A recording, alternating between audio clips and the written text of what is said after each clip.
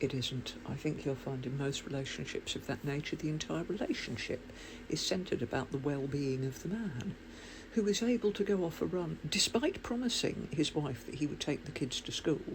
He's taken her a cup of tea, but you will note he hasn't woken her up so that she can drink a nice hot cup of tea, and said, Sarah, I'm really sorry, my lovely, I feel like shit. Would you mind if I go off for a run? I really don't feel up to taking the kids to the school, and I know I promised, but could you do it? Or, I'm going to go for a run, Sarah. I know I promised to take the kids from school.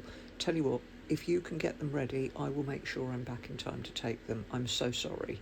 No, none of that. Just snuck off.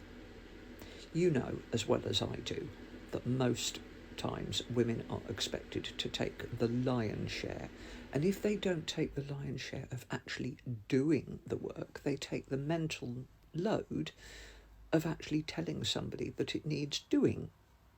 So, and you know something that many women have pointed out in the threads, women attempt suicide at exactly the same rates as men.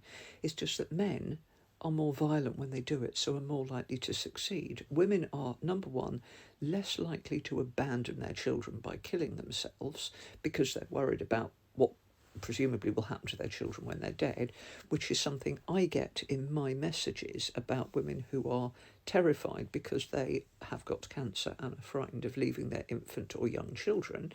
Do you know what? And you've just thought about it, and I've got no, I know I'm a woman, I've had not one message from a man saying I'm worried about leaving my children. Isn't that funny?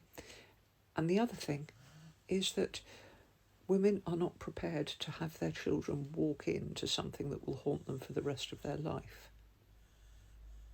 So if they're going to commit suicide, they will do things like take an overdose, so that the worst that will happen is they will find mummy asleep.